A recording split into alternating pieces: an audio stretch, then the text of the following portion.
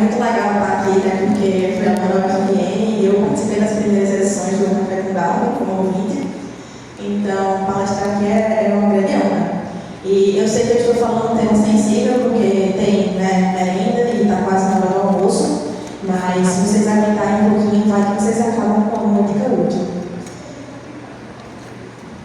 Então, lá na Austrália, antes da gente começar as palestras, a gente tem o costume de reconhecer as comunidades tradicionais que a gente coletou. Eu gostaria de trazer um pouco esse costume para cá. Eu coletei em vários cantos da Austrália, então foram vários territórios indígenas diferentes, né, que eu fui. Então eu gostaria primeiro de reconhecer os territórios dos povos Indajinandi, Duramu, Agal, Guigal, Tupau, Xeringa, Xiniba, Cabicabi, Jimu e Walugura, Liti, Camerigal e especialmente o clã Guarramatagal da nação Baruque, que é onde a minha universidade está localizada, e também os povos potiguaras, que é o território original onde a gente está hoje. Eu presto os meus respeitos para os anciões passados, presentes e futuros. E aí, como não virar merenda então, né? Existem basicamente dois jeitos muito efetivos disso acontecer. O primeiro é não ser visto. Então, se vocês prestarem atenção, né, tinha uma lagartinha aqui que é um pouco difícil de ver. Então, quando você está equiparado com um animal que é muito difícil de encontrar e um que é muito fácil de ver, geralmente os predadores vão para o que é mais fácil. Isso já é óbvio, né?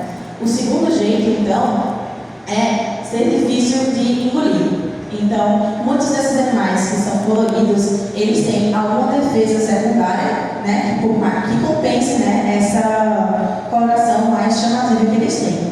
E a gente chama isso de coloração de defesa, que é quando a coloração do animal ela sugere que ele tem, né, algum tipo de defesa. Algumas das definições são bem óbvias. Então, essa coloração de defesa, ela funciona através de um processo que a gente chama de aprendizagem agressiva, que funciona, né, através de um estímulo negativo. Então, na próxima vez que o mesmo predador tiver a escolha entre dois bichos, ele vai tender a pegar o que não deu essa experiência negativa anteriormente, né? Então, essa estratégia é extremamente eficaz, né? Ninguém gosta de voltar para o canto de comer que já fez essa pessoa passar mal. Embora dependa do preço, tem sempre essas coisas na natureza também. E existem já vários estudos, né, em laboratório mostrando que é uma estratégia extremamente eficaz. Predadores aprendem muito rapidamente o que é que tem gosto bom e o que é que tem gosto ruim. E eles aprendem mais rapidamente ainda o que é que faz eles passarem mal ou não. Porém, quando a gente vai fazer levantamentos em comunidades biológicas, a gente vê que é uma estratégia relativamente rara.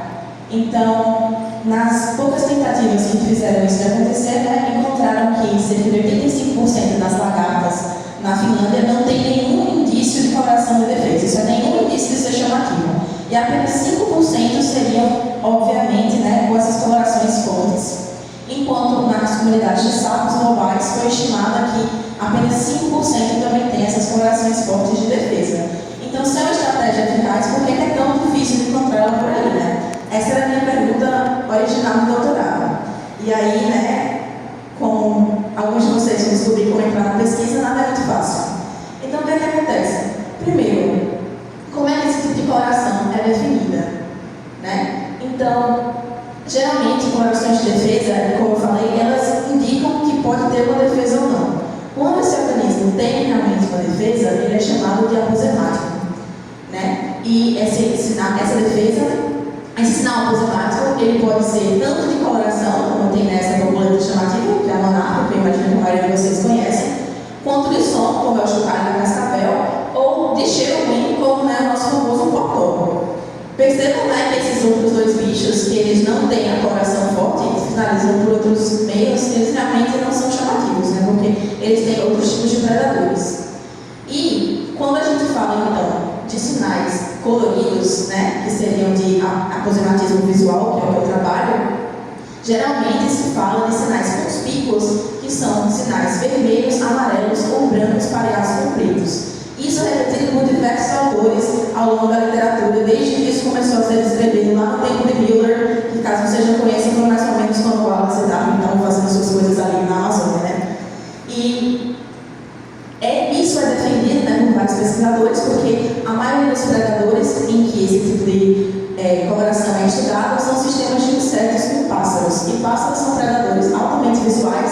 vários deles têm uma aversão inata a certas cores, como o vermelho. Então, desde que eles nascem, quando são pequenininhos, eles não gostam de comer coisas vermelhas. Já foi mostrado em alguns estudos isso.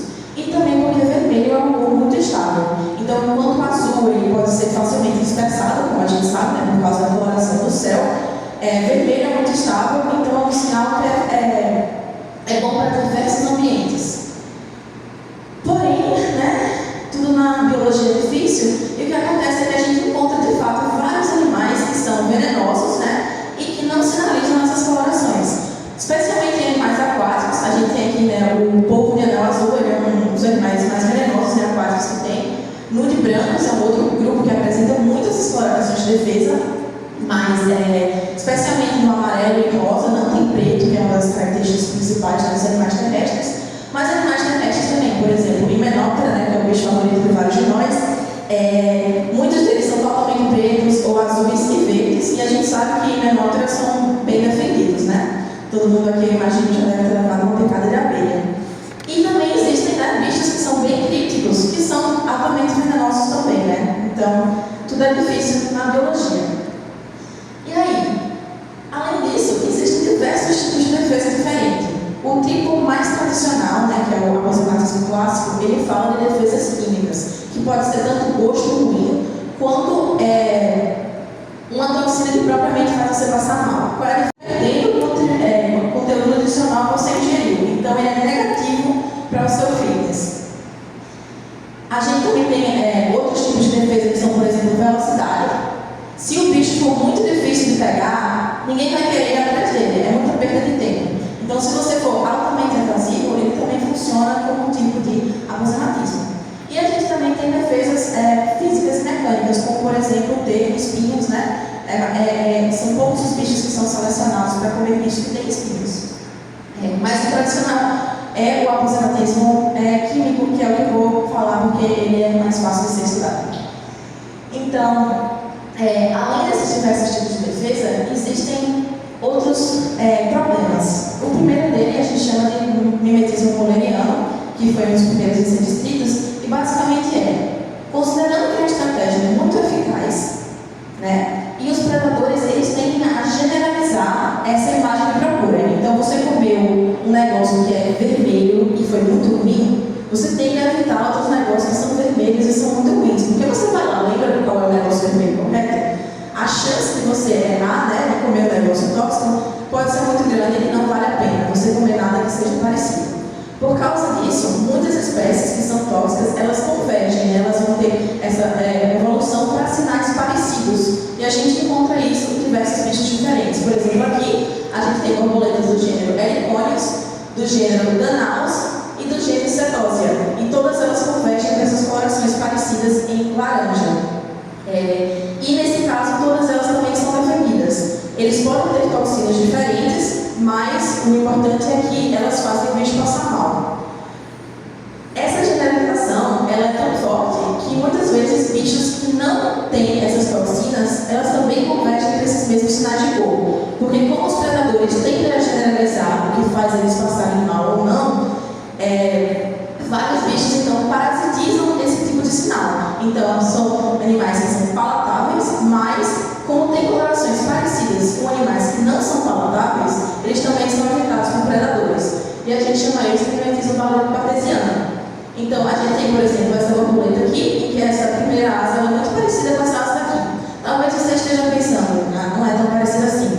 Mas eu gostaria de fazer um adendo aqui e dizer para vocês, né, que o verdadeiro superpoder que o ser humano tem, apesar de todas as concepções ruins da internet, é que a gente é um bicho extremamente visual. Então, a gente tem uma resolução muito boa no nosso olho e a maioria dos bichos da natureza são legalmente cegos.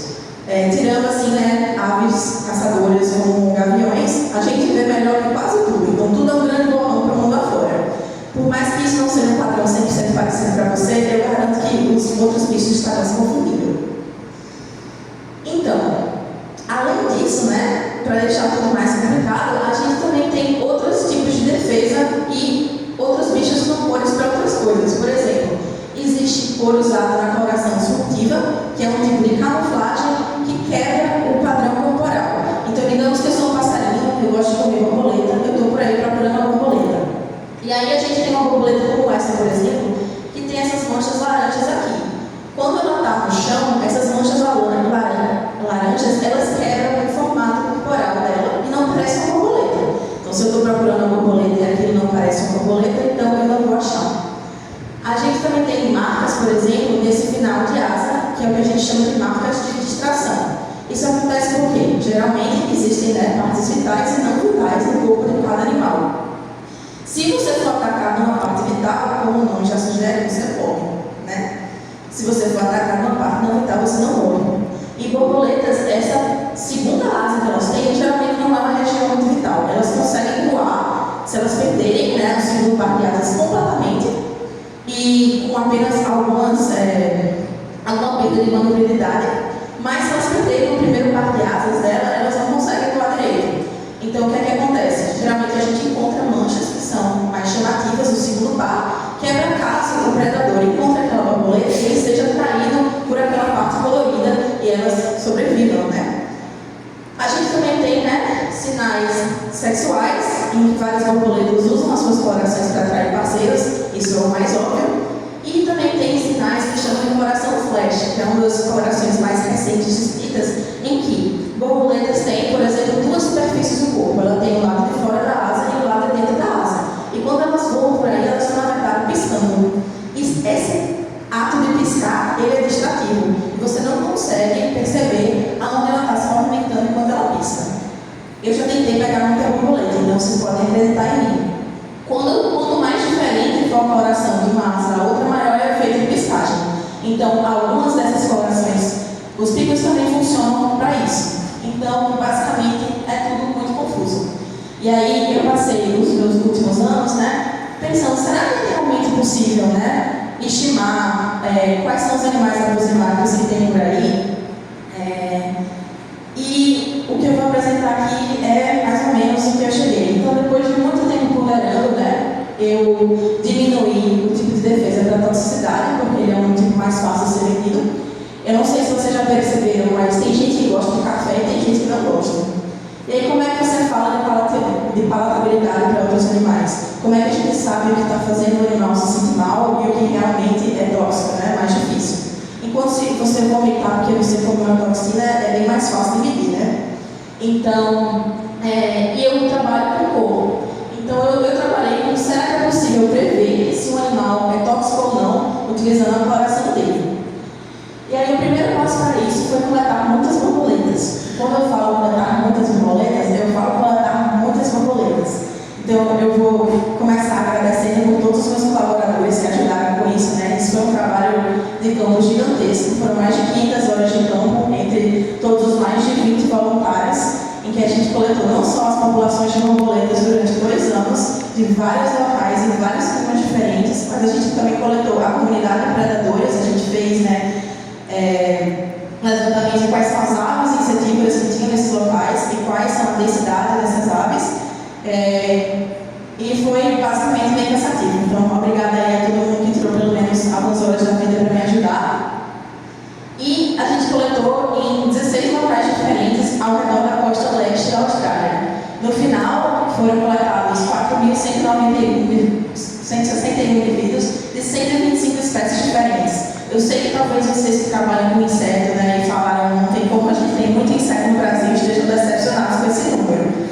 Mas na Austrália tem menos de 500 espécies de borboleta. Então, 125 espécies é mais de um quarto de todas as borboletas que tem na Austrália. Então, foi uma quantidade expressiva, né, de amostragem para lá, na qual a gente coletou 5 a 6 famílias que ocorrem lá. Uma das famílias só tem 2 espécies, então foi meio difícil.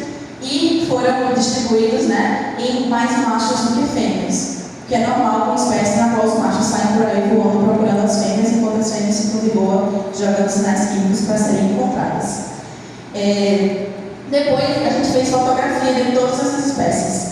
Então, de todos os mais de 4.000 espécimes, a gente fez fotografia que chama de espectro total. Então, a gente tem tanto a coloração visível quanto a coloração UV. Se vocês verem aí que está piscando, a visível que vocês estão vendo é a coloração visível, e na foto preto e branco, na verdade, é uma câmera que capta UV. Então, tudo que vocês veem como branco, na verdade, está refletindo UV, né? E a gente precisa fazer isso porque muitos dos predadores das borboletas, elas vêm diferente da gente. isso precisa ser considerado para várias das análises. Além disso, a gente meio que desmembrou a borboleta, né, nesse esqueminha, justamente porque, como elas têm colorações diferentes de um lado e do outro lado, a gente precisa ter essa informação de quais são as cores dos dois lados das borboletas. E, finalmente, a gente também precisava fazer isso muito rápido, porque se eu medir a toxicidade desse bicho, eu não posso deixar essas toxinas degradarem. Então, a gente vai ter que tentar fazer tudo isso enquanto as borboletas estavam mais congeladas o possível, em várias competições de laboratório de quem consegue desmembrar uma borboleta mais rápido, né? Então, para a parte de toxicidade, a gente fez esse processo aqui, que eu gosto de escrever como fazer suco de inseto, né? Para a qual a gente pegou as borboletas, a gente removeu as asas, porque muitas das asas das borboletas, elas têm escamas, né? É literalmente o que define elas como um grupo, e essas escamas não são muito boas de engolir. Então, muitos pássaros, eles removem as asas das borboletas antes de comer ela, e você acha, inclusive, como registro de predação, várias asinhas de borboletas espalhadas por aí. Então, a gente pegou esse corpo, a gente macerou esse corpo com metanol, né, que está muito popular hoje em dia, mas é tóxico. E como é tóxico, depois de a gente macerar para diluir as toxinas que tem nesse corpo, a gente foi ter que evaporar o metanol para fora, usando um concentrador a vácuo, que deixou basicamente um tubo vazio com moléculas desconhecidas. E essas moléculas então foram reidratadas com água destilada. E aí, nesse potinho reidratado de água destilada, que era muito menor do que esse, mas aqui não está em escala esse experimento, a gente adicionou dáfnias. Dáfnias, elas são pulgas d'água e elas são organismos, invertebrados filtradores. Então, elas têm a vantagem que elas vão estar ingerindo as toxinas que estão na água, quer elas queiram, quer elas não queiram, né? Então, e é um bicho que já foi mostrado que toxinas que elas são sensíveis a outros bichos sim. Então, basicamente, a gente botou dáfnias nesse tubinho com suco de borboleta e a gente esperou elas morrerem, né? Então, a toxicidade das borboletas seria a quantidade de dáfnia que essas borboletas mataram depois de 4 horas expostas a essas toxinas. Todas as borboletas elas foram com a mesma concentração de 0,08 gramas de borboleta por miligrama de água. E a gente fez 423 ensaios de 61 espécies, porque por mais que a gente coletou muitas espécies, várias delas só tinham 1 ou 2 indivíduos, e era um pouco difícil fazer uma média de 1 ou 2 indivíduos. Então a gente filtrou isso para espécies que tinham pelo menos 3 indivíduos. E aí eu vou passar as minhas análises e resultados favoritos, né, porque eu estou apresentando e eu posso fazer o que eu quiser. A primeira vez que a gente caiu esses dados de toxicidade foi quão fácil é detectar essas borboletas. Então, a gente pegou essas fotos e a gente reconstruiu uma borboleta ventral, uma borboleta dorsal. A gente escalou todas as fotos para terem os mesmos tamanhos e a gente fez um joguinho de computador, que eu espero que vocês tenham jogado, porque eu fiz muita propaganda dele. Né? E nesse joguinho de computador tinha um background aleatório e tinha uma borboleta escondida. E aí a pessoa tinha 10 segundos para tentar encontrar essa borboleta nesse cenário. Caso a pessoa não encontrasse, tinha uma caixinha vermelha aqui. Eu devo estar falando por 10 segundos, né? Então, caso vocês não encontraram, a borboleta está aqui. Né? E a gente tinha mais de 120 combinações diferentes de borboletas para serem encontradas, né? Em todos esses cenários. E no final, com muita ajuda de todos os meus amigos aqui, a gente jogou, esse jogo foi jogado 2.751 vezes. Cada uma dessas vezes tinha 30 rodadas de jogo. Então a gente teve esse número aqui de rodadas, que eu não sei pronunciar porque é muito grande. Então, obrigada, né? E o que a gente usou ao final de variável seria qual é o tempo de procura no background que essa borboleta estava mais crítica. Por que mais crítica? Porque a gente sabe que vários desses animais evoluem para serem camuflados em alguns lugares. Por exemplo, é muito fácil encontrar esse coelho branco numa duna, porque ele é muito diferente. Mas o coelho branco na neve é muito mais difícil de encontrar. Então, se a gente tiver melhor o tempo de um coelho branco numa duna, não é ecologicamente relevante. E aí, nesses resultados, a gente encontrou esse gráfico que não tinha como deixar bonito no slide. E, basicamente, do lado dorsal, a gente vê que as azuis elas foram mais fáceis de detectar, né? E depois a gente teve as brancas e aí as marronzinhas. E do lado ventral, como não tem muitas borboletas que são azuis desse lado, a gente tem as branquinhas já na frente e as que são mais marronzinhas para trás.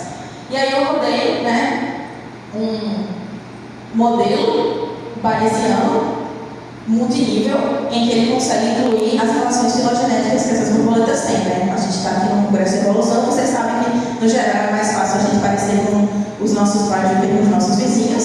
Então, a gente incluiu, né, a filogenia como modelo, e a gente usou tanto o tempo de detecção dorsal, quanto o tempo de detecção ventral, relacionado com a proporção de mortes que aquela espécie teve. Para esse estudo, a gente usou uma média, né, de mortes por espécie.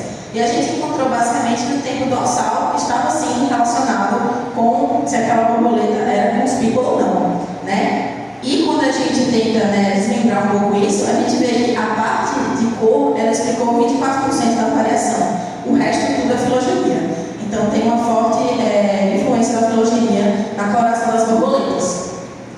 A segunda coisa que a gente fez, já que a gente já tinha tido o tempo todo de, né, fazer essa amostragem de comunidades, a gente decidiu se ver se existem características ecológicas, como o clima que essas borboletas são encontradas, a diversidade de predadores nessa comunidade, né, a densidade de predadores e a quantidade de ataques que aquelas borboletas sofrem. Então, através das fotos, a gente pode ver dano na asa das borboletas e, analisando esse dano, a gente pode estimar se esse dano foi feito por um pássaro ou se esse dano foi feito porque ela bateu. E aí, a gente usa isso para ver quantas borboletas atacadas tinha naquela comunidade do variável. E a gente utiliza as características individuais que podem ser coletadas, que foram basicamente, né, o tamanho da borboleta, que é a massa, e o sexo. E aí, eu fiz também um modelo bayesiano, que foi um pouco menos bem sucedido em explicar a variação, mas basicamente a gente viu que o sexo é influente, machos são mais tóxicos que fêmeas, nenhuma surpresa aí, né? E aí a gente viu que a massa também influenciava a probabilidade de ser tóxica ou não, e surpreendentemente borboletas menores, elas eram mais tóxicas do que borboletas maiores. E a gente viu também que a diversidade de predadores influenciava na chance de ser tóxico. As outras variáveis elas não foram significativas. Mas como eu falei, nesse modelo isso ficou muito pouco. Por quê? A gente teve uma variação muito grande na toxicidade dessas borboletas entre espécies. Então aqui no eixo X a gente tem a proporção de dáfnias mortas, né, em todos esses gráficos, desculpa, no eixo Y, e no eixo X são as espécies diferentes, aqui está dividido por famílias e por controles. A gente teve controle de água, de metanol e também de barata e de grilo para saber se não era algo biológico que estava matando essas borboletas. E vocês podem ver que algumas dessas borboletas aqui, por exemplo, a Danaus flexibus, que é a monarca, alguns indivíduos não mataram nada, enquanto alguns indivíduos mataram tudo. Então tinha uma variação intraespecífica muito grande nesses dados. Como eu falei também, né, a filogenia foi um grande fator. Então aqui a gente tem basicamente uma árvore filogenética de todas as borboletas que foram usadas por gênero. E quanto mais vermelho for essas bolinhas aqui do lado, mais a chance de ser tóxica. Enquanto mais azul, menos a chance de ser tóxica. Então, se vocês prestarem atenção nas cores, a gente vê que a maioria das vermelhas são aqui na família Licanidae e na família Nymphalidae. A família Nymphalidae é basicamente o que a gente já é acostumado com borboletas, que são aquelas borboletas bem coloridinhas, né, de médio porte. Mas a família Licanidae é uma família que tem borboletas muito pequenininhas e azuis, e foi inesperada. Então, para tentar diminuir um pouco, né, essa variedade, eu peguei uma borboleta que ocorria em todos os meus locais de campos, que é a Zizinaotis, e tentei perguntar essas perguntas ecológicas como uma espécie só, né? Será que o clima influencia na toxicidade se for uma espécie só? Eu encontrei que sim. Então, borboletas que são, especificamente falando, né, que elas convivem em ambientes tropicais, elas tendem a ser mais tóxicas. Por que isso? Bem provavelmente porque muitas dessas borboletas, elas adquirem essas toxinas através da dieta. Então, em ambientes tropicais, existem mais plantas tóxicas do que em ambientes temperados. Então, elas conseguem sequestrar esses químicos com mais facilidade. Esse trabalho das borboletinhas azuis ele já foi publicado. Então, se vocês quiserem dar uma lida, né? Foi publicado agora em agosto. Falta o resto. Boa sorte para mim. Então, o que foi que eu basicamente encontrei com isso? Primeiro, né, já se sabia um pouco que existe uma variação intraespecífica muito grande. Nesse trabalho aqui, eles avaliaram duas borboletas que são parecidas e quanto toxina elas sequestram, dependendo da planta que elas comem. E você pode ver que essa borboleta aqui, né, que é a Papilium mundicis, ela sequestra muita toxina nessa primeira planta e nada nessa segunda planta. Enquanto essa segunda borboleta, ela não sequestra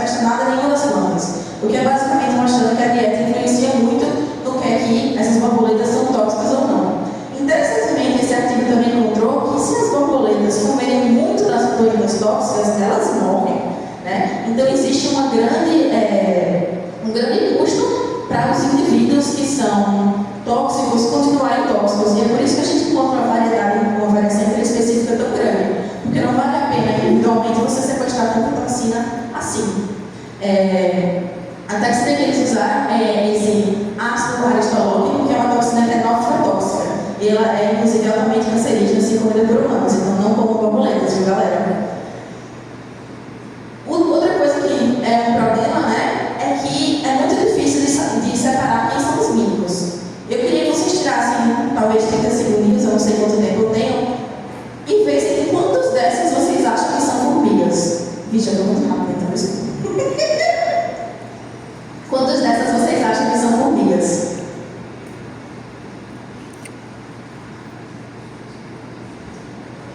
Nenhuma. 2? Quem dá mais?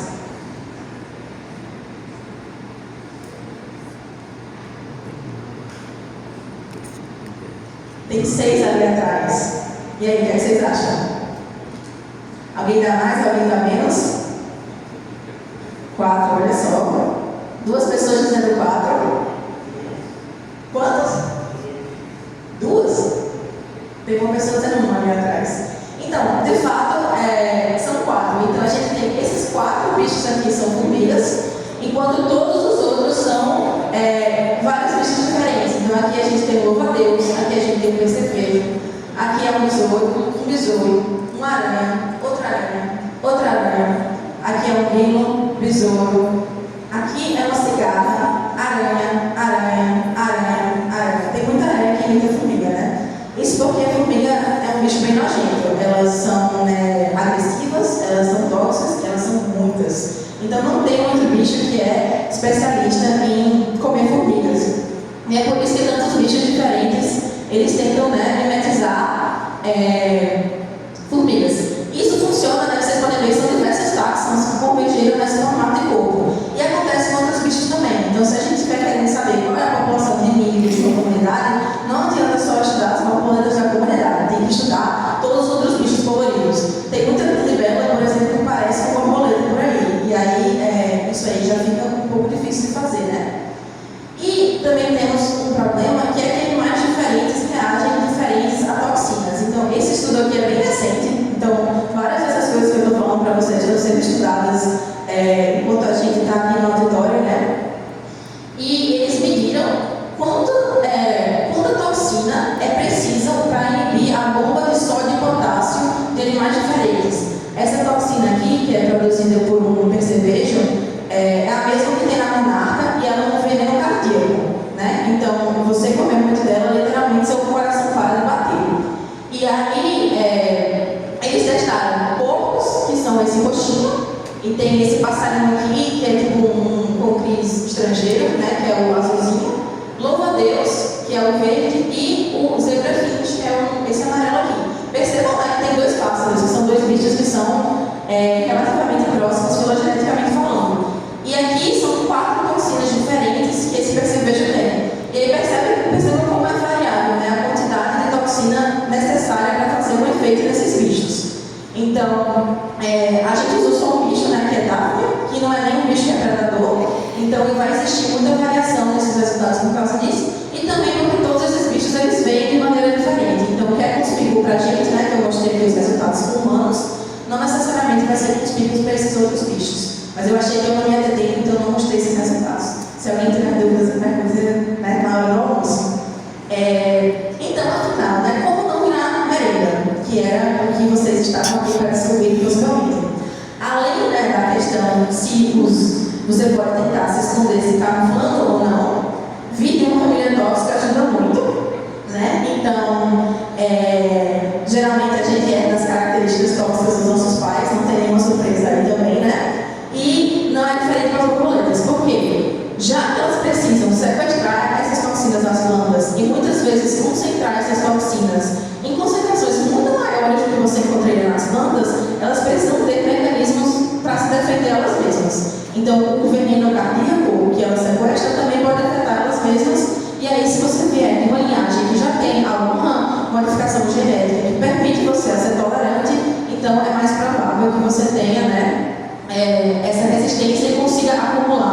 esses compostos no seu corpo. A segunda é que você tem que ser chamativo enquanto você está em movimento. Por que isso?